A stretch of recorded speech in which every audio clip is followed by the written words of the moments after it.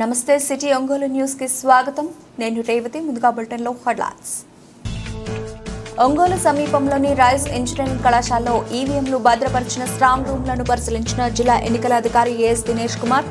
ఈ నెల 30వ తేదీలోపు ఓట్ల లెక్కింపునకు అవసరమైన అన్ని ఏర్పాట్లను పూర్తి చేయాలని అధికారులకు సూచించిన కలెక్టర్. ఒంగోలు ఐఐటి క్యాంపస్ లో నిర్వహిస్తున్న 34వ బెటాలియన్ ఎన్సీసీ శిబిరాన్ని సందర్శించిన ఆంధ్ర తెలంగాణ రాష్ట్ర ఎన్సీసీ డిప్యూటీ డైరెక్టర్ జనరల్ ఎం మధుసూదన్ రెడ్డి. ఆంధ్రప్రదేశ్లో ఎన్సీసీ విస్తరణకు ప్రణాళికలు రూపొందిస్తున్నట్లు వెల్లడించిన మధుసూదన్ రెడ్డి.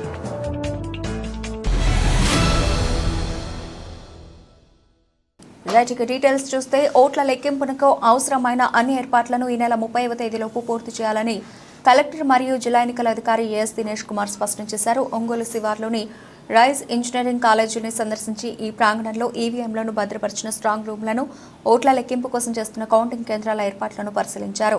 ఓట్ల లెక్కింపు కోసం టేబుల్స్, బ్యారికేడ్లు, కౌంటింగ్ కేంద్రాల వివరాలను తెలిపేలా బ్యానర్లో ఏర్పాటు తదితర అంశాలపై అధికారులకు ఆయన పలు సూచనలు, ఆదేశాలు జారీ చేశారు. ఈ నెల 30వ తేదీలోపు కౌంటింగ్ కోసం ఏర్పాట్లను పూర్తి చేస్తే జూన్ 2వ తేదీన ఈ ప్రాంగణంలోనే కౌంటింగ్ సిబ్బందికి 2వ విడత శిక్షణ కార్యక్రమం నిర్వహిస్తామని తెలిపారు. ఈ దృష్ట్యా కౌంటింగ్ కేంద్రాల పనులను వేగవంతం చేయాలని కలెక్టర్ స్పష్టం చేశారు. ఈ సందర్భంగా కలెక్టర్ వెంట DRO R Srilatha, Ongole parliament నియోజకవర్గ ఏఆర్ఓ ఝాన్సీ లక్ష్మి, మార్కాపుర నియోజకవర్గ RO Rahul Meena, Darsi RO Lokeswararao, Giddaluru RO Nagajyothi, Ongole RO GV Subbareddy, barricade ఏర్పాట్లను పర్యవేక్షిస్తున్న ఆర్ఎన్బిఎస్ఈ దేవానందం, సర్వీస్ శాఖ సహాయ సంచాలకులు కిషోర్, ఇతర అధికారులు ఉన్నారు.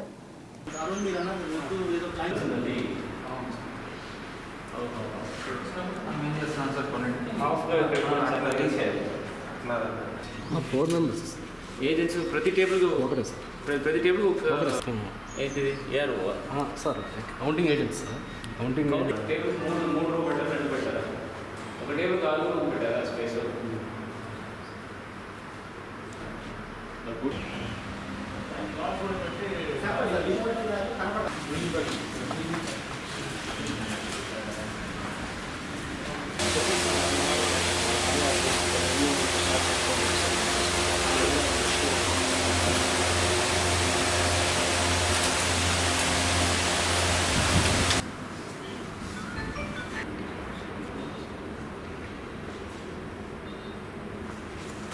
టేబుల్ వైస్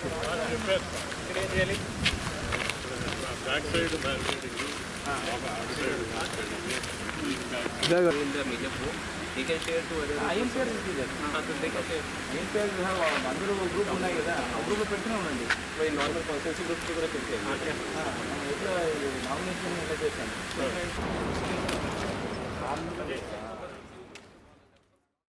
ఆంధ్రప్రదేశ్లో ఎన్సీసీ విస్తరణకు ప్రణాళికలు రూపొందించామని ఆంధ్ర తెలంగాణ రాష్ట్రాల ఎన్సీసీ డిప్యూటీ డైరెక్టర్ జనరల్ ఎం మధుసూదన్ రెడ్డి అన్నారు. ఒంగోలులోని ఎన్సీసీ 34వ బెటాలియన్ ఆధ్వర్యంలో ఐఐటి క్యాంపస్లో నిర్వహిస్తున్న ఎన్సీసీ శిబిరాన్ని ఆయన సందర్శించారు. ఈ సందర్భంగా ఎన్సీసీ క్యాడెట్ల నుంచి గౌరవ వందనం స్వీకరించారు. అనంతరం క్యాడెట్లను ఉద్దేశించి ప్రసంగించారు. ఈ సందర్భంగా మధుసూదన్ రెడ్డి విలేకరులతో మాట్లాడుతూ తాను 2వసారి ఒంగోలులోని 34వ బెటాలియన్ను సందర్శిస్తున్నానని చెప్పారు. రానున్న రిపబ్లిక్ డే పరేడ్లో పాల్గొనేందుకు ఎన్సీసీ బృందాన్ని ఎంపిక చేసేందుకు క్యాంపు నిర్వహిస్తున్నామన్నారు. గతేడాది మన రాష్ట్ర క్యాడెట్లు 2వ స్థానంలో నిలిచారని, ఈ ఏడాది ప్రథమ స్థానం సాధిస్తారని ఆశాభావాన్ని ఆయన వ్యక్తం చేశారు. రాష్ట్రంలో ఎన్సీసీ విస్తరణకు సంబంధించి కేంద్రం నుంచి అనుమతులు వచ్చాయన్నారు. రాష్ట్రంలో ప్రతి చోట ఎన్సీసీ ఉండే విధంగా చర్యలు తీసుకుంటున్నామన్నారు.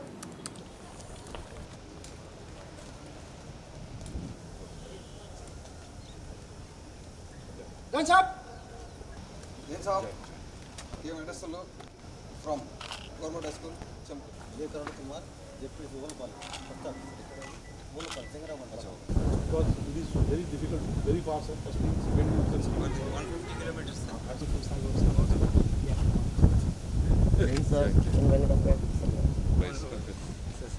tell the train distance, not the road distance, profile distance. He is with the officials like DC sir.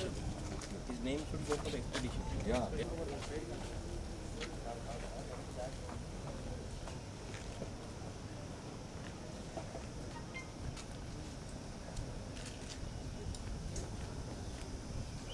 There's a tray.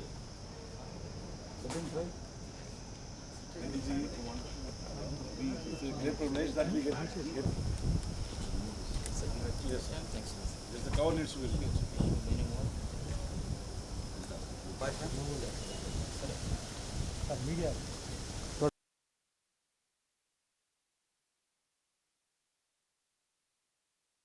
We have 12 colleges in waiting, sir. 12th one is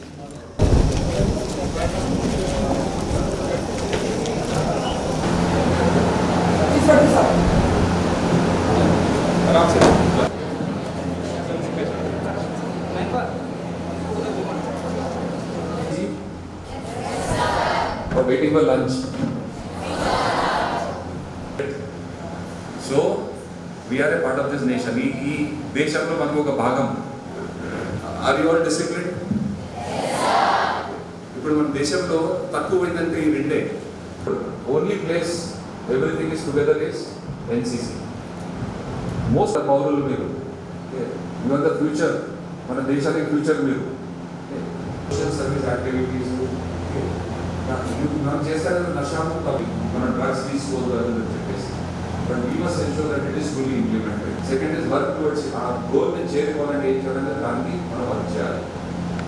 ఒకసారి try again but when you go for try you first time వెళ్ళినప్పుడు నాలో ఏం తక్కువైంది దాన్ని clear చేసింది 4 cases you are clear for a course.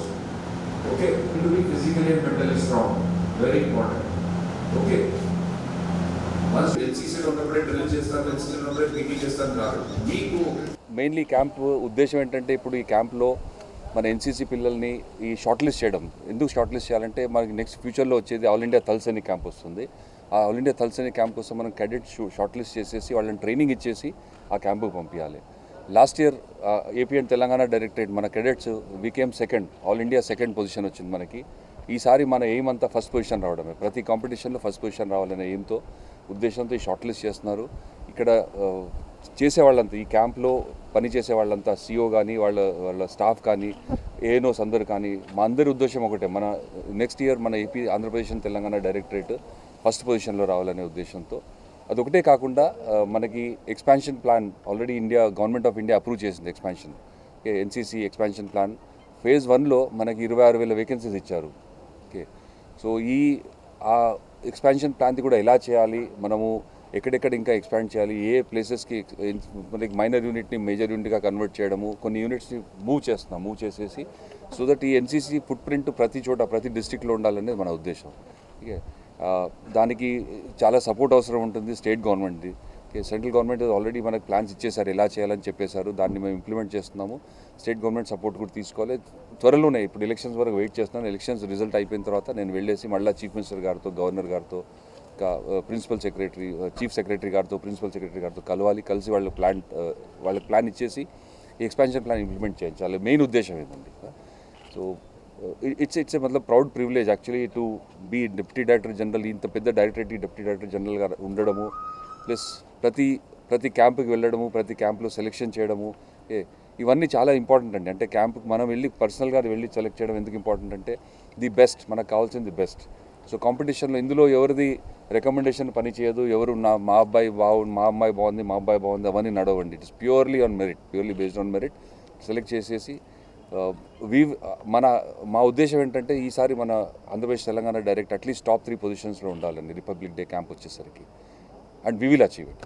We are confident అది మనం చేయగలమని. We got fantastic staff.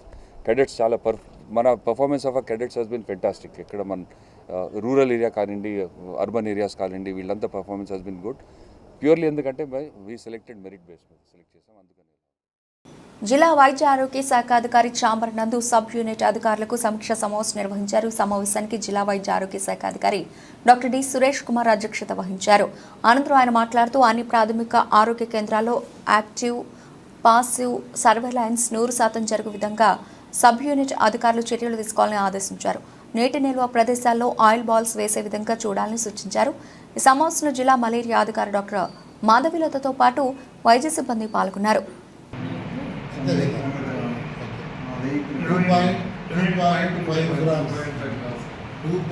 grams per every 1000 liters. అంటే 125 grams కలపాల్సి వస్తుంది 50 ట్యాంక్. లక్ష అయితే 250 పాలు.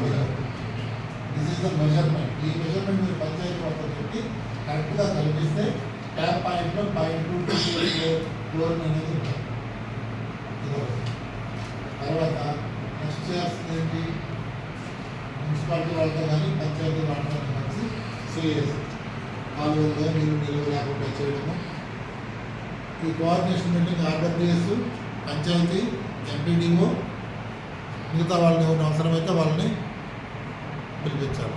ఇలా ఉన్న పాయింట్స్ యాడ్ చేయండి మనం కొత్త ఈ ప్రోగ్రామ్. ఓకే, ఇదొకటి చేయాలి. తర్వాత పంచాయతీ వాళ్ళతో చెప్పి ప్లాస్టిక్ దోమతరలు ఉంటాయి, ప్లాస్టిక్ దోమతరలు కొన్ని వాటిని పీసులుగా కట్ చేసి లెట్రిన్ దగ్గర పైప్ ఉంటుంది, వాటర్ ట్యాంక్స్, ఆర్డబ్ల్యూఎస్ డిపార్ట్మెంట్తో కోఆర్డినేషన్ కమిటీ, ఇదే మండల్ కోఆర్డినేషన్ కమిటీకి ఆర్డబ్ల్యూఎస్ డిపార్ట్మెంట్ పిలిపించి ట్యాంక్స్ క్లీన్ చేయాలి 15 డేస్కి ఒకసారి. పాతకాలంలో అంటే ట్యాంక్ దగ్గర ఒక లాక్ బుక్ మన ఎంపీహెచ్ఎం మెయిల్స్ కానీ సూపర్వైజర్స్ కానీ చూసేవాళ్ళు. 15 డేస్కి ఒకసారి చేయాలి, వాటర్ ట్యాంక్స్ క్లీన్ చేయించాలి. క్లోరినేషన్, నిజమైన ఐడియా ఉందా? క్లోరినేషన్ ఎలా చేయాలో వాటర్ ట్యాంక్. విశ్వవిఖ్యాత నట సార్వభౌమ ఆంధ్రప్రదేశ్ రాష్ట్ర మాజీ ముఖ్యమంత్రి నందమూరి తారక రామారావు 101వ జయంతి వేడుకలను ఒంగోలు పట్టణ నందు అట్టహాసంగా నిర్వహించారు. తెలుగుదేశం పార్టీ రాష్ట్ర ఉపాధ్యక్షులు, ఒంగోలు మాజీ శాసనసభ సభ్యులు దామచర్ల జనార్దన్ రావు ఆదేశాల మేరకు గుంటూరు రోడ్లోని తెలుగుదేశం పార్టీ జిల్లా కార్యాలయం నందు జరిగిన ఎన్టీఆర్ జయంతి వేడుకల్లో తెలుగుదేశం పార్టీ నాయకులు, కార్యకర్తల అభిమానులు అధిక సంఖ్యలో పాల్గొన్నారు. ముందుగా పార్టీ కార్యాలయంలో మాజీ ముఖ్యమంత్రి ఎన్టీ రామారావు, మాజీ మంత్రి దామచర్ల ఆంజనేయులు విగ్రహాలకు పూలమాలలు వేసి ఘనంగా నివాళులర్పించారు. తెలుగు జాతి గర్వించదగిన వ్యక్తి అన్న నందమూరి తారక రామారావు అని కొనియాడారు. నటుడిగా తెలుగు చిత్ర పరిశ్రమలో చిరస్థాయిగా నిలిచిపోయిన వ్యక్తి నందమూరి తారక రామారావు అని అన్నారు. అటు చిత్ర పరిశ్రమతో పాటు రాజకీయ రంగంలో తనకంటూ ఒక గొప్ప ప్రత్యేకతను చాటుకుని తెలుగు ప్రజల హృదయాల్లో చిరస్థాయిగా ఎన్టీఆర్ నిలిచిపోయారని పలువురు పేర్కొన్నారు.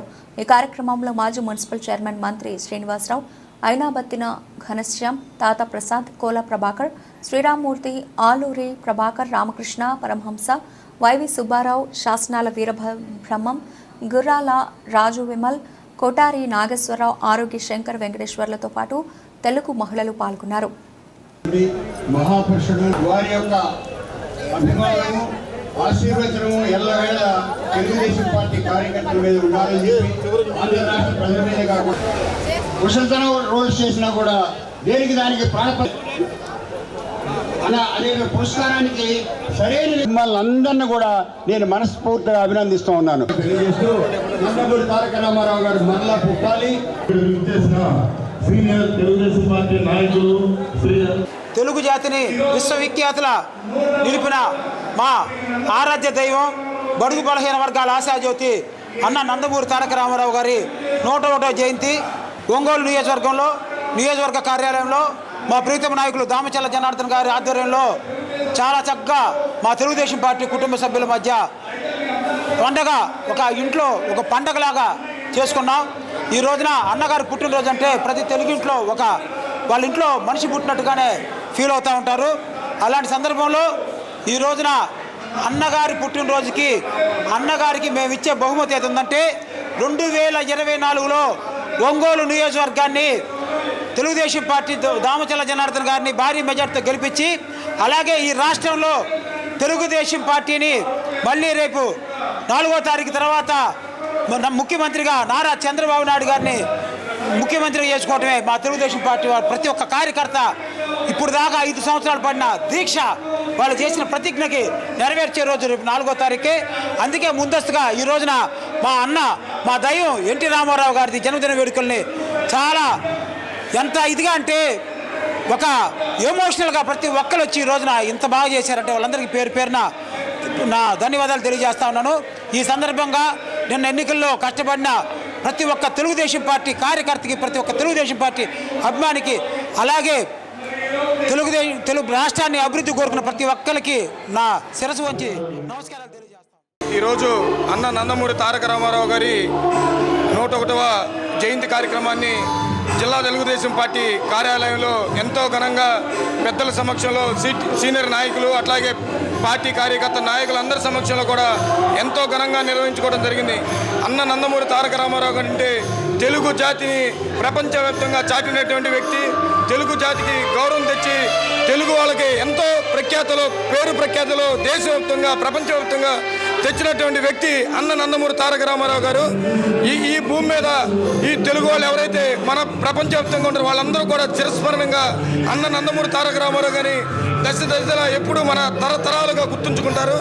అట్లాగే ఆయన సినిమా రంగంలో కానీ రాజకీయ రంగంలో కానీ ఒక మహోన్నతమైన వ్యక్తిగా, పేదల పాలిట పెన్నిదిగా, బడుగు బలమైన వర్గాల కోసం వాళ్ళ అభ్యున్నత కోసం పనిచేయటం, అట్లాగే పార్టీ పెట్టి 9 నెలల్లోనే ముఖ్యమంత్రి అవడం ఇది ఒక ప్రపంచ రికార్డు. అదేవిధంగా ఎంతోమందికి మహిళలకు కానీ అన్ని విధాల సంక్షేమ పదాలు తీసుకొచ్చి ఈ రాష్ట్రాన్ని అభివృద్ధి బాటలో నడిపి మాజీ ముఖ్యమంత్రి కానీ ఎనలేని సేవలు చేశారు. అదేవిధంగా ఒక క్రమశిక్షణ కలిగినటువంటి టీడీపీ పార్టీగా అందులో మేమందరం నాయకులుగా కార్యకర్తలుగా ఉంటాం ఎంతో అదృష్టంగా భావిస్తాను. అట్లాగే రేపు ఈ 2024లో తెలుగుదేశం పార్టీ బ్రహ్మాండమైన అధికారంలోకి వచ్చి ఆయన ఆత్మకు శాంతి చేకూరే విధంగా ఆయన బాటలో నాయకులందరూ ఈ రాష్ట్రాన్ని అభివృద్ధి చేస్తారు. అట్లాగే మన నారా చంద్రబాబు నాయుడు గారు ఒంగోలు దామచర్ల జనార్దన్ గారు అభివృద్ధి చేసి మనందరికీ ఈ రాష్ట్రాన్ని సుభిక్షంగా ఉంచుతారని చెప్పి, అట్లాగే ఇంత ఘనంగా జిల్లా పార్టీ కార్యాలయంలో అన్నగారి జయంతి వేడుకలు చేసుకోవడం చాలా సంతోషంగా ఉందని చెప్పి ఈరోజు మహిళలకు ఆస్తిలో సగభాగం ఇచ్చినటువంటి ఆయన మా హృదయ సింహాసనాల మీద తన రూపాన్ని తిష్ట వేసుకున్నాడు అంటలో ఎంత మాత్రము సందేహం లేదు అని తెలియజేస్తున్నారు. అంతేకాదు తెలుగు జాతి అనేది ఒకటి ఉందని చెప్పని 1982 సంవత్సరంలో పార్టీని పెట్టి 9 నెలల్లో పార్టీని అద్భుతమైన రీతిలో విజయాన్ని సాధించి తెలుగు జాతికి ఒక చరిత్ర ఉందని, తెలుగు జాతికి ఒక పౌరుషం ఉందని, తెలుగు జాతికి ఒక రోషం ఉందని, తెలుగు జాతి కీర్తిని ఢిల్లీ మహానగరాల్లో జెండాలా ఎగరవేసిన వాడు అన్న ఎన్టీఆర్. ఆత్మ గౌరవాన్ని ఢిల్లీలో మహిళ ఆంధ్రుల ఆత్మ గౌరవాన్ని ఢిల్లీలో మహానగరంలో జెండాలా ఎగరవేసినటువంటి వాడు. ఆత్మ గౌరవం లేకపోతే ఏ జాతి అయినా సరే బానిసత్వాన్ని వీడి ఉంటుందో అదే జాతి. ఆ జాతి బానిసత్వాన్ని విడదీసి ఆత్మగౌరవాన్ని నిలబెట్టిన మహానుభావునికి. రక్తదానం చేయడం వల్ల ఆరోగ్యకరమైన జీవితం పొందడంతో పాటు ఎదుటివారి ప్రాణాలను కాపాడవచ్చునని యువ నాయకులు మాగుంట రాఘవరెడ్డి అన్నారు. ఒంగోలు నగరంలోని రిమ్స్ నందు జనసేన నాయకుల ఆధ్వర్యంలో ఏర్పాటు చేసిన రక్తదాన శిబిరాన్ని ఆయన ముఖ్య అతిథిగా విచ్చేసి ప్రారంభించారు. సందర్భంగా కార్యక్రమానికి విచ్చేసిన మాగుంట రాఘవరెడ్డికి స్థానిక వైద్య సిబ్బంది స్వాగతం పలికారు. అనంతరం రక్తదాన శిబిరాన్ని రాఘవరెడ్డి ప్రారంభించారు. కార్యక్రమంలో జనసేన నాయకులు రావురు బుజ్జి, కళ్యాణ్, ముత్యాలతో పాటు పలువురు పాల్గొన్నారు. అనంతరం రక్తదానం చేసిన యువతను రాఘవరెడ్డి ప్రత్యేకంగా అభినందించారు.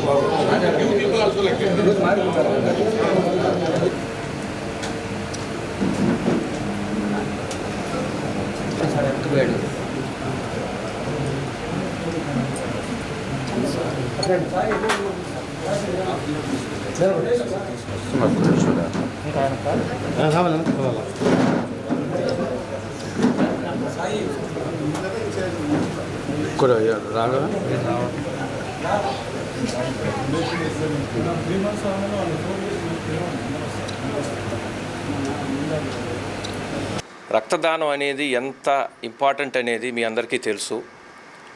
ఈ మధ్య కాలంలో రక్తదానం ఇచ్చేదానికి చాలా మంది వెనకబడుతున్నారు, రావటం లేదు. కాలేజీలు స్కూళ్ళకి పోయి అందరినీ అడిగి బ్లడ్ క్యాంప్స్ పెట్టాల్సి వస్తుంది. సమ్మర్ టైంలో కాలేజీలు స్కూళ్ళు అన్నీ మూసిపోవడం వల్ల రక్తదానం చేసేదానికి కూడా ముందుకి రావటం లేదు ఎవరు. బ్లడ్ క్యాంప్స్ పెట్టేదానికి కూడా అవకాశం దొరక్కపోవడం వల్ల ఇప్పుడు ప్రకాశం జిల్లాలో బ్లడ్ షార్టేజ్ అనేది ఏర్పడింది. ఒక 10 రోజుల ముందు న్యూస్ పేపర్లో కూడా చదివాను. అది చదివిన తర్వాత మన వాళ్ళతో మాట్లాడి ఒక బ్లడ్ క్యాంప్ అనేది మనం పెడదామని చెప్పి అనుకొని ఈరోజు రిమ్స్లో, ఇక్కడ ఒంగోలు రిమ్స్లో బ్లడ్ క్యాంప్ ఆర్గనైజ్ చేయడం జరిగింది.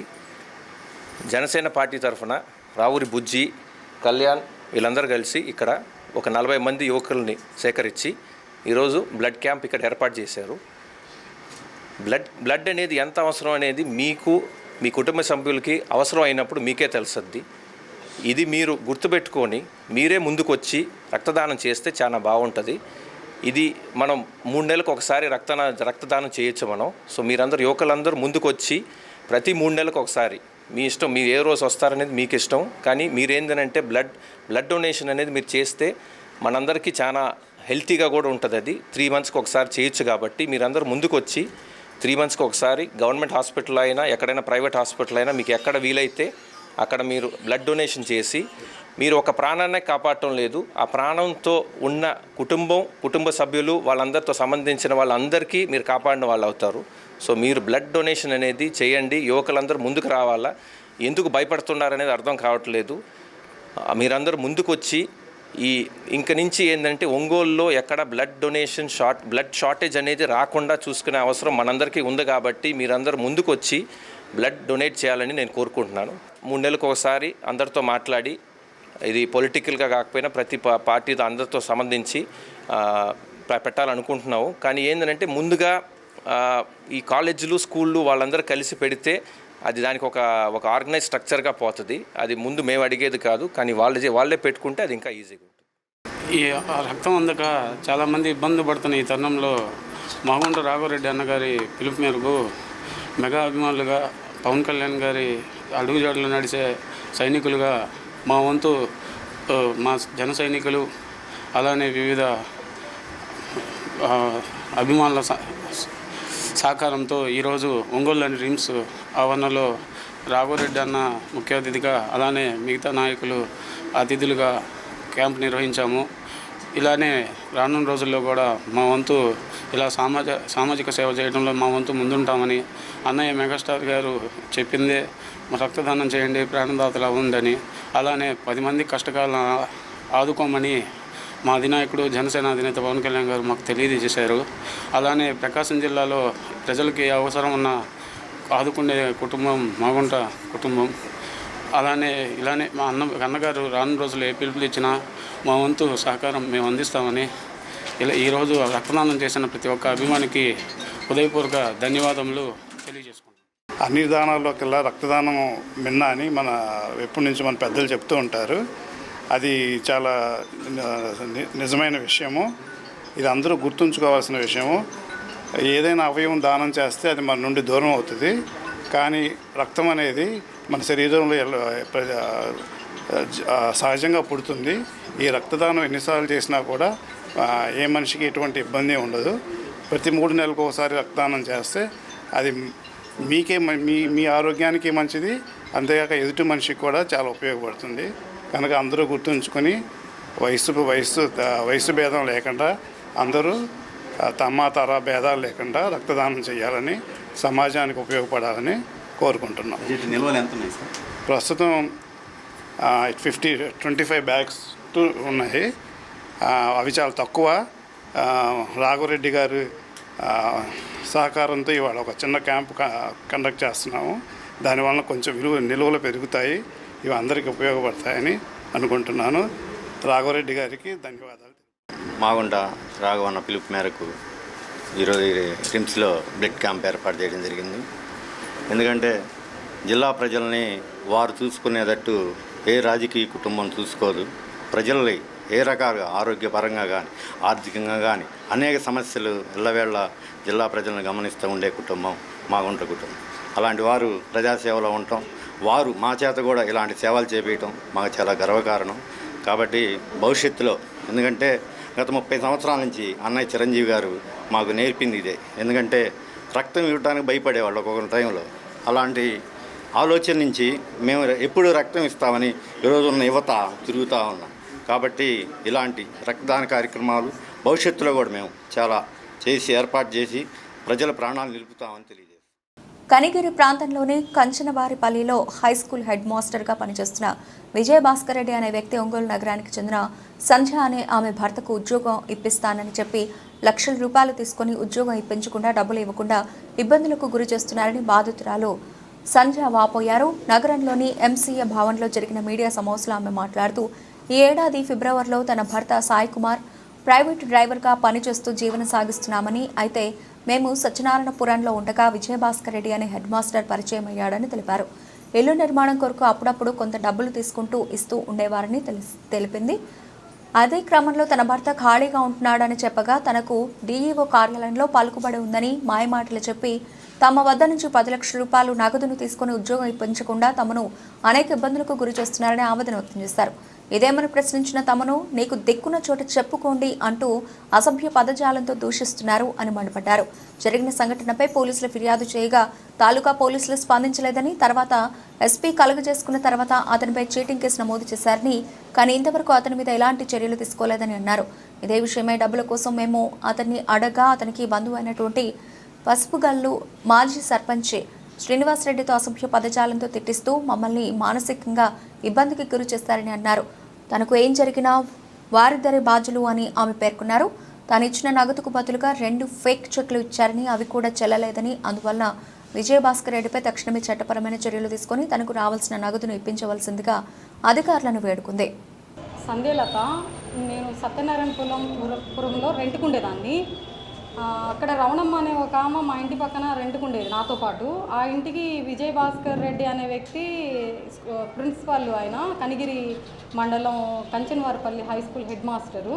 ఆయన వస్తూ పోతూ మాకు ఏదో పరిచయం అయ్యాడు. ఆయన హౌస్ కట్టుకుంటూ ఏదో డబ్బులు అడుగుతుంటే ఇస్తుండేవాళ్ళం, మాకు రిటర్న్ ఇస్తూ ఉండేవాడు. అలా బాగా పరిచయం కొంచెం ఏర్పడి ఈ మధ్యకాలంలో ఏమైందంటే మా హస్బెండ్కి జాబ్ ఇప్పిస్తానని చెప్పేసి 10 లక్షలు అమౌంట్ ఖర్చు అయ్యిద్ది, డిఈఓ నాకు బాగా ఫ్రెండ్, డిఈఓ ఏది చెప్తే అది వింటారు నా మాట అని చెప్పారు. సరే అని చెప్పేసి నేను నా కాడ అమౌంట్ లేదు అని చెప్పాను. చెప్తే గోల్డ్ తీసుకెళ్ళి బంగారు కొట్టుకు తీసుకెళ్ళి నన్ను మా హస్బెండ్ ఇద్దరిని తీసుకెళ్ళి తాకడ పెట్టించేసి అమౌంట్ తీసుకొని 10 లక్షలు తీసుకొని వెళ్ళిపోయాడు. వెళ్ళిపోయిన తర్వాత మేము స్కూల్ దగ్గరికి వెళ్ళి అడగంగా నా దగ్గర అమౌంట్ లేవు, నేను ఇవ్వలేను, నా కాడ బంగారం ఇప్పించమన్నా ఇప్పించలేను, నా దగ్గర కష్టం అని చెప్పి ఇక్కడికి వస్తే చంపేస్తాను అని బెదిరించి మమ్మల్ని గొడవ చేశాడు అక్కడ. సరే అని చెప్పి అయినా మేము 4-5 టైమ్స్ కనిగిరి వెళ్ళేసి వచ్చాము. మా హస్బెండ్ నేను ఇద్దరం కలిసి తిరిగి వెళ్ళేసి వచ్చేసాము. వెళ్ళొచ్చిన తర్వాత మళ్ళీ ఒంగోలు వచ్చేసిన తర్వాత 10వ తారీఖు మా హౌస్కి వచ్చాడు అతను. మా హౌస్కి వచ్చేసి బ్యాంక్కి చెక్స్ ఇచ్చాడు. బ్యాంక్కి చెక్స్ ఇచ్చేసి ఇవి వేసుకోండి, అమౌంట్ నాకు లోన్ వచ్చింది అని అన్నాడు. అది ఫేక్ సైన్ పెట్టి ఇచ్చాడు. చెక్స్ కూడా బ్యాంక్కి చెక్లు కూడా ఉన్నాయి. ఆ తర్వాత తాలూకా పోలీస్ స్టేషన్కి వెళ్ళి కేసు పెట్టంగా వాళ్ళు నిర్లక్ష్యం చేశారు. ఎస్ఐ గారు, సిఐ గారు అందరు నిర్లక్ష్యంగా చేస్తే తర్వాత మేము ఎస్పీ గారిని అందరినీ డిఎస్పీ గారికి చేస్తే డిఎస్పీ గారు పాపం చేశారు. ఎస్ఐ గారు మటు కొంచెం నిర్లక్ష్యం చేసి కేసు ఎప్పుడుకో కట్టారు. 24వ తేదీ కంప్లైంట్ ఇస్తే మొన్న కట్టారు. తర్వాత అతను వ్యక్తిని అసలు స్టేషన్కే పిలిపించట్లేదు వాళ్ళు. ఆ Bhaskar Reddy Kanchanvaripalli high school head మాస్టర్ని అసలు పిలిపించట్లేదు. తర్వాత నేను స్టేషన్ చుట్టూ ఉదయం సాయంత్రం ఒక 15 రోజుల పాటు తిరిగాను స్టేషన్ చుట్టూ. తర్వాత మళ్ళీ ఎస్పీ ఆఫీస్కి కూడా కాల్స్ చేస్తే అప్పుడు పట్టించుకొని కేసు కట్టారు అతని మీద. తర్వాత డిఈఓ గారిని కూడా కలిసాము. నేను ఆ మేడం గారు నిన్న లేరని చెప్పారు. ఎవరో సార్ ఉన్నారు అక్కడ, ఎవరో సార్, ఆ సార్ని కలిసాము. ఆ సార్ కంప్లైంట్ రాసిమన్నారు, రాసి ఇచ్చేసి వచ్చామండి. వచ్చిన తర్వాత అతను ఫోన్ చేసి కనిగిరి వాళ్ళ బాబాయ్ ఎవరో అని చెప్పారు. శ్రీనివాసరెడ్డి మాజీ సర్పంచి, అది పసుపుగల్లు సర్పంచి అతను మాజీ సర్పంచి. అతను ఇష్టం వచ్చినట్టుగా చెక్కులు ఇవ్వడానికి మా ఇంటికి వస్తే గంట సేపు మీ ఇంట్లో ఎందుకున్నాడు, అతను మీ కాడికి ఎందుకు వచ్చాడని చెప్పి నన్ను అసభ్యకరంగా మాట్లాడుతున్నాడు శ్రీనివాసరెడ్డి అని అతను. మొత్తం మా దగ్గర ఉన్నాయండి అతను మాట్లాడినవి మొత్తం. ఒక ఆడపిల్లని కూడా చూడకుండా ఇలా మాట్లాడుతున్నారు. పోలీస్ స్టేషన్కి వెళ్తే సరిగా పట్టించుకోవట్లేదు వాళ్ళు. ఎలాంటి న్యాయం మా బంగారం మాకు తెచ్చిమని అడుగుతున్నాం సార్. అతన్ని విజయభాస్కర్ రెడ్డిని అడుగుతున్నాం, మా గోల్డ్ మాకు ఇప్పించమని అడుగుతున్నాం. మా హస్బెండ్ ఎక్కడో హైదరాబాద్లో జాబ్ చేసుకునేవాడు సార్. అలాంటిది నేను ఆ జాబ్ పోయింది, అన్నీ పోయినాయి. ఇప్పుడు ఖాళీగా ఉంటున్నాడు ఇంట్లో, అన్నీ పోయినాయి సార్ అతని వల్ల. అంటే అతను 5 years తీసుకున్న ఒక హెచ్ఎం మోసం చేస్తాడు అనుకుంటామా సార్? ఒక స్కూల్ హెచ్ఎం అతనే నమ్మించాడు. ఆల్రెడీ నేను ఇప్పించాను కనిగిరిలో వేరే వాళ్ళకని మాకు చెప్పాడు సార్ అతను. ఎవరో ఇస్తే అంటే ఇంక మాకేం చేయమంటారు సార్? ఈ చెక్కులు ఇచ్చి ఇవన్నీ ఇస్తే మేము నమ్మాము, మాకేం తెలుసు? నన్నైతే ఆ వైసీపీ అతని పేరు పసుపుగల్లు మాజీ సర్పంచ్ అయితే చండాలంగా మాట్లాడుతున్నాడు. ఒకవేళ నేనేమన్నా చేసుకున్నా, నాకేమన్నా అయినా చింటా విజయభాస్కర్ రెడ్డి కనిగిరి మండలం Kanchanvaripalli high school head master, Pasupugallu sarpanch మాజీ సర్పంచ్ శ్రీనివాసరెడ్డి, వీళ్ళిద్దరే. నాకేమన్నా అయినా నేనేమన్నా చేసుకున్నా వీళ్ళిద్దరే కారణం. అది చెప్పాలని ఇక్కడికి వచ్చాను. వాళ్ళిద్దరి మీద ఉన్నత అధికారులకి కంప్లైంట్ అయితే ఇస్తాను, నాకేమైనా వాళ్ళిద్దరే అని. విజయభాస్కర్ రెడ్డి కంచనవారపల్లి హెడ్ మాస్టరు, ఈ పసుపుగల్లి వైఎస్ఆర్సీపీ మాజీ సర్పంచి శ్రీనివాసరెడ్డి. అదేమనంటే ఆయన మాకు శివప్రసాద్ రెడ్డి దగ్గర ఉంటాను, బూచేపల్లి శివప్రసాద్ రెడ్డి దగ్గర ఉంటాను, నాకేం కాదని మాట్లాడుతున్నారు అతను మమ్మల్ని. ఇవి బులెటిన్లోని విశేషాలు. తిరిగి మరో బులెటిన్లో కలుద్దాం. అప్పటి వరకు keep watching city news Ongole.